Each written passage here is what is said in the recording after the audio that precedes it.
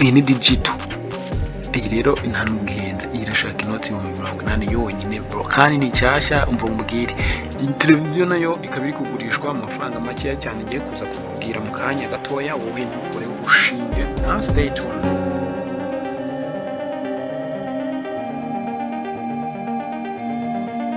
Kamusuhuze nkwifuriza amahoro y'Imana aho uherereye ku isi hose, nkubwira ngo nguhaye ikaze mu biganiro byacu bya buri munsi, aho uyu munsi ngiye kukwereka ibicuruzwa 10 bya mbere cyangwa se ibicuruzwa dufite aka kanya ku isoko.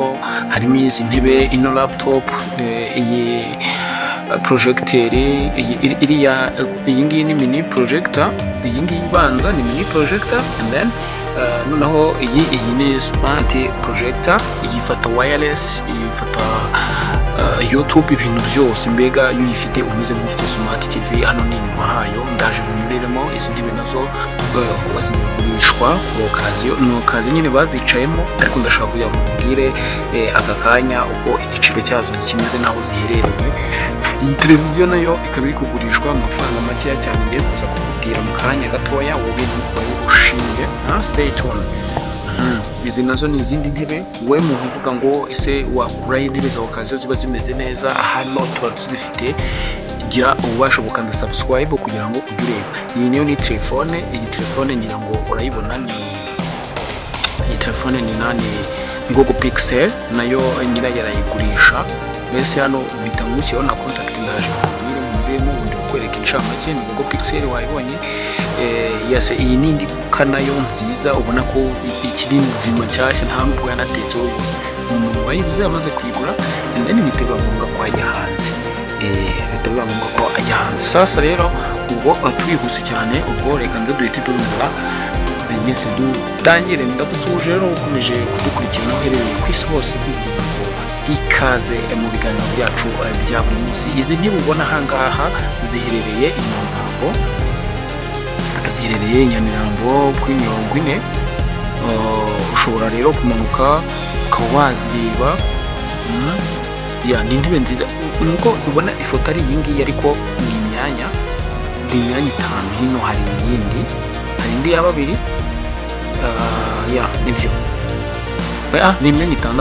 okay, ni imyanya 6. hino hari iyindi. izi ntebe rero zishaka amafaranga 2,300 kuko n'akaraga meza bakaguhaye, cyangwa se nta kibazo n'ugatwara izi ngizi uri kureba, ukaba watanga angahe 150. mbese ni ukumvikana. mbega hano hasi hariho contact, ikintu cyo cyose uzagukunda uze guhita umvugisha, umuhereke ukuntu ubibona. reka duhite dukomeza tujye ku bindi bintu. yes, iyi ni projector ya smart. ngira ngo ubirebyemo hano muri screen harimo ibintu biyiranga. mbese ni televiziyo bari bayishyize ni mini projector, sorry, ntabwo ari televiziyo, ni projector. ngerageje kugira ngo urebe ibintu biyiranga. iyi projector nyine iri smart, ushyiraho wireless, ushobora gushyiraho wireless kandi ntabwo bihenze. iragurishwa 1,150 yonyine. uyikinisha gute? iyi ngiyi ifata 4K, isuma flash, ijyaho ibintu byose tugahita tubona n'izi ntebe. izi ntebe zirahendutse cyane, kuko izi ntebe ziherereye Gikondo, zirimo gushaka amafaranga make. nk'uko ukibona nyine ziri hasi n'amaguru ariho, akoze utuguru kuduteraho nangahe. guteraho amaguru mani ni ibintu byoroshye, nta kintu cyoroshye no guteraho amaguru, kuko nanjye ubwanjye nayaguteraho n'inzuzi gusa, kuko izi ntebe n'ubundi ntabwo zaguhenda pe. izi ntebe nk'ibiri banga, izi ntebe ntabwo zarenze 80. ntabwo zarenze 80. ni ukuzigura ugahita nguteraho utuguru, ugere rwose iyo serivisi nayiguhereza. nuramuka wazikunze, ube umbwire nyine. hano hasi hariho nimero, ikintu icyo cyose uzagukunda. reka dukomeze. iyi ni laptop. iyi ni i5, sinzi niba wenda uyizi. i5, iyi ni laptop.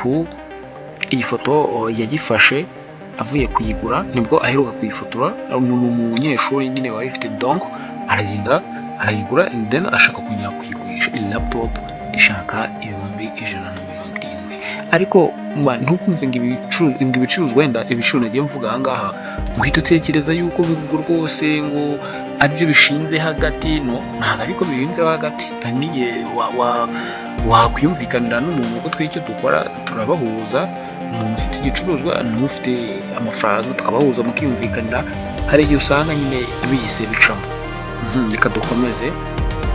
Iyi none projectile ntoya ntabwo ari nka ya yindi. Iyi ntabwo ifata wireless, ntabwo ari smart. Urumva ahantu itandukaniye na ya yindi n'iyi ikurikiye. Aho bitandukaniye rero ni uko iyi y'inyuma iyi bayita digital. Mbese nawe urabizi nka televiziyo ya digitale nta hantu ihwaniye na smart. Iyi rero ni digital. Iyi rero nta n'ubwirinzi, irashaka inoti 80 yonyine bro, kandi ni nshyashya. Umva umubwire, hariya ubona mu gushyiramo umugozi w'umuriro ubundi ukenjoyinga ugashyiramo flash, amashusho aba asa neza cyane. Mbega wayikunze uhita umbazaho ibibazo mu andi mafoto yayo, kuko hano ntabwo nahita umwereka ngo ibicuruzwa byose dufite uyu munsi mu stock yacu biraza kuba bigize gute. Mu miti byose ngenda mbikunyuriramo nkubwira ngo reba ngo nzuminge ntabwo byakunda. Umuntu ufite umwanya muto nanjye aba ari uko. Reka rero dukomeze kugira ngo iyi ni ya yindi twari tumaze kuvuga, ni yindi twabonye mu kanya. Hano biri kugaragaza marike yayo. Iri jisho riri auto, kwa kundi urwana no gusetinga hano nta gusetinga. Hano nta gusetinga. Hano rero ni inyuma. Urabona ko isima fidiye ni isanzwe muri projector yose biyifata. Umugozi hano inyuma uvamo, hariya niho uhindurira amasetingi. Izi ntebe rero kanzigarukeho. Izi ntebe nazo ziherereye ahantu bita Kabeza. Ni ukuvuga ngo Kabeza ahantu bita mu Itunda, sinzi niba uhazi. Izi ntebe mu by'ukuri zigura amafaranga inote ya 850 na 900 bitewe n'aho ziguriye n'uri washatse mu kuba zigura. Ariko izi ntebe mwibiye ibanga, izi ntebe zirashaka amafaranga y'u Rwanda 600. Baguhaye n'imeza cyangwa ukayigura 500. Kuvuga ngo iyi ntebe ikozeho, intebe nta nubwo ari yuzuza amezi 5. Niba wibuka kuka nakubwiye tugiye guhita tunageraho, nuko iyo kuka umuntu uyifite ari nawe ufite izi ntebe agiye kujya hanze. Niyo mpamvu hari n'amarido n'ibiki byose, ntabwo byose nabasha kubibereka hano. Ariko iyo nyandikiye kuri WhatsApp ukamwira uti reka turebe ibintu ufite uyu munsi, hari igihe utabonamo ikintu ugura kandi kiba kimeze isa. Dukomeze. Iyi ni Smart TV nk'uko uyibona, ni inch 52. Ni igikoresho kigaragara. Iki ni igikoresho sibyo. Urabona ko kara nakashashi kari wote biracyari byose, cyane cyashya. Ni ibintu biba byarakozeho ariko utavuga ngo birashaje. Nawe igikoresho ufite uzi neza ko ari kizima, dushobora kugufasha kukigurisha, ariko ukaba uzi neza yuko ari kizima, kuko twohereza n'umuntu akaza akabanza agacekinga tukareba ko icyo kintu ari kizima, tukabona tukagishyira ku isoko. Ni ukuvuga ngo rero uku ni Smart TV. Igiciro ntanumvikanisha. Ubu iyi inch 56 Pro numva kandi ni igikoresho kigaragara. Inoti ya 300. Mu gihe igura inoti ya 700. Ubwo haba harimo impamvu nyine. Ntabwo ari uko impamvu ari ubupfu, ahubwo ni nka cyamunara. Njye sinzi ukuntu nakubwira ko hano ibintu ugiye kuzajya wabona biba bimeze nk'ibintu biri gutezwa cyamunara. Nibyo hari igihe umuntu aba akeneye kugira gute, aba akeneye kugurisha. Nibyo iyi ntebe nayo iri kugura inoti y'ibihumbi. Ubwo nuvuga ngo ifite izayo iri kugura inoti y'ibihumbi. Bambwiye yuko ari inoti ya 200 ya nyirazo, ariko mushobora kumvikana, ari n'akameza kayo nyine mushobora kumvikana mu gaciringa, akaba yagira gute, akaba yagabanya amafaranga. Iyi ni ya Google Pixel twe tugezeho. Iyi Google Pixel nayo ntago henze, ni telefone nziza. Google Pixel murazizi, yakoze igihe gitoya already. Ni ukuvuga ko iyi Google Pixel irashaka 60 yonyine kandi nta kibazo ifite. Ni ukuvuga ngo uyikeneye urankontakta hasi.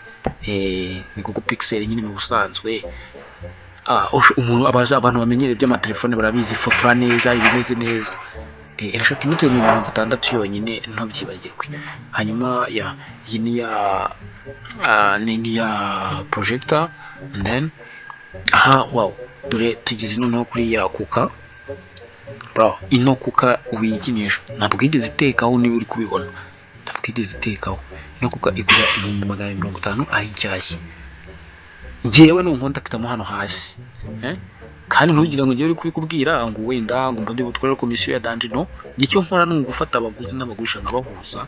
Icyo ukora wenda nshobora kukubwira ngo ushyire 1000 cya airtime cyangwa se iki. Hari n'igihe natwe biba ngombwa ko tujya kureba ko ibintu umuntu ari kugurisha biri serious, ukaba wenyine ntabwo wahita umbwira ngo uragurisha ikintu cyawe, radio yawe, televiziyo yawe, nanjye imitenza rwose ngo nterekanga ntarebye niba ari bizima. Oya, ngomba kubanza nkareba haba ari ikintu gifite ikibazo, kiba gifite ikibazo nkakivuga ahangaha. Kuko rero ni cyose ntabwo yigeze itekaho habe n'umunsi wa rimwe. Ntabwo yigeze itekaho habe namba, nk'uko ubibona hariya hejuru. Kanze nkwereke rwose nk'uko ubibona ahangaha, ntabwo yigeze itekaho na rimwe. Irashaka amafaranga 170. urumva? Kandi ayo mafaranga uri kuvuga ko ngo yabarimisha kwibuka, ahandi hantu uri kuvuga inoti 150. Kumva hano ushobora kuza tukaganira, ariko n'igihe baba banakatura ibyo n'ibiciro baba bambwiye bihuye na nyirayo, ari ibiciro ye. Ese and then ufata 250 ukajya kugura kuko iri mu mashashi, cyangwa ukagura indi kubera ko bayikwibuka ifite yayirahari, kwishyura amafaranga ubuhindukiwe neza cyane, nta mahirwe atapfuye. Niyo mpamvu ugomba gukanda subscribe kuri ino televiziyo yacu, ukavuga ati njyewe ibicuruzwa byose byagezweho, kuko twebwe turapodinga buri mu gitondo tuba twamaze kupodinga ibicuruzwa dufite bishyashya. Niba hari ikintu rero nawe ufite ushaka kugurisha ukaba wifitiye ubukene, bibaho. Hari ikintu nyine nawe uvuga ati nshaka amafaranga byihuse, wazana tukakugurishiriza, ariko ukaba uhize neza ko ari ikintu cyizewe kitari kijurano, ikintu ufite fagitire bibaye ngombwa ko ikenerwa, cyangwa se ikintu kizwi nk'umuko.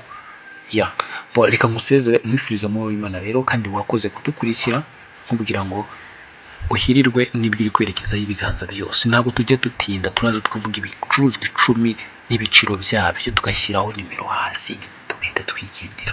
Sawa, goodbye, Imana ibarinde.